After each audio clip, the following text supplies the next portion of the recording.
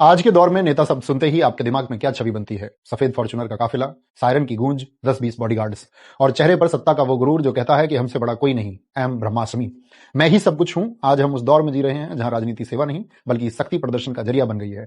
रैलियों में भीड़ तो बहुत है, पर उस भीड़ में लोगों का विवेक कहीं खो गया है। लेकिन प्यारे साथियों, जरा ठहरिए, इतिहास के पन्ने पलटिए और चलिए 3 दिसंबर 1884 की तारीख पर, जब बिहार की मिट्टी में एक ऐसे बच्चे ने जन्म लिया जिसने पूरी दुनिया को बताया कि असली राजा वो नहीं जो सिंहासन पर बैठकर राज करे, बल्कि वो है जो सिंहासन पर बैठकर भी फकीर बना रहे।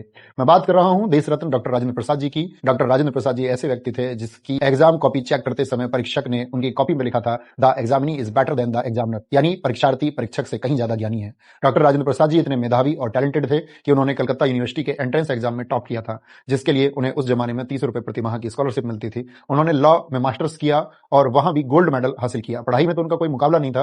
वे चाहते तो अंग्रेजों की गुलामी करके करोड़ों कमा सकते थे, ऐशो आराम की जिंदगी जी सकते थे, लेकिन उन्होंने क्या चुना?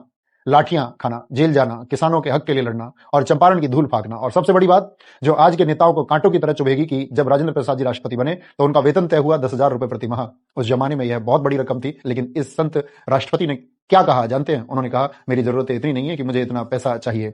उन्होंने अपनी मर्जी से केवल वेतन का 50% यानी कि 5,000 रुपए प्रति माह लिया और अपना कार्यकाल खत्म होते होते सिर्फ 2500 यानी कि 25% वेतन लिया। और साथियों, वो सिर्फ सादगी की मूर्त नहीं थे बल्कि एक मजबूत रीढ़ वाले राष्ट्रपति भी थे। राजेंद्र प्रसाद जी ने कई बार सरकार से अलग हटकर फैसले लिए, चाहे वो सोमनाथ मंदिर के पुनर्निर्माण और उद्घाटन पर जाने का फैसला हो या फिर हिंदू कोड बिल पर अपनी बेबाक राय रखना हो। उन्होंने हमेशा यह साबित किया कि राष्ट्रपति संविधान का रक्षक होता है, सरकार का सेवक नहीं।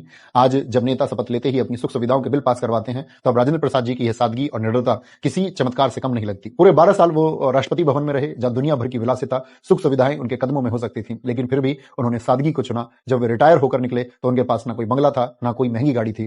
वो रिटायरमेंट के बाद सीधे पटना के सदाकत आश्रम गए। एक सीलन भरा कमरा, टूटी हुई खाट और फटे हुए मौजे, यही थी भारत के पहले राष्ट्रपति की कुल जमा पूंजी। और आज 3 दिसंबर उनके जन्मदिन पर मेरा सवाल देश के उन युवा और लोगों से है जो नेताओं की गाड़ियों के पीछे भागते हैं, नेताओं के बहकावे में आकर सोशल मीडिया पर अंधभक्त बनकर धर्म जात पात के नाम पर अपने भाई बंधु को गालियां देते हैं। इस देश में जो जितना बड़ा भ्रष्टाचार करे वो उतना बड़ा नेता होता है। याद रख लेना, इतिहास गाड़ियों के मॉडल और बंगलों का साइज नहीं याद रखता है, इतिहास चरित्र याद रखता है। राजेंद्र प्रसाद जी के पास दौलत नहीं थी, लेकिन उनके पास नैतिकता थी। और जिस दिन इस देश का युवा नेताओं में दौलत के बजाय नैतिकता ढूंढना शुरू कर देगा, उनसे सवाल पूछना शुरू कर देगा, यकीन मानिए उस दिन हमें डॉक्टर राजेंद्र प्रसाद जी के सपनों का भारत मिल जाएगा। तो आज खुद से वादा कीजिए कि हम किसी की बातों में नहीं आएंगे।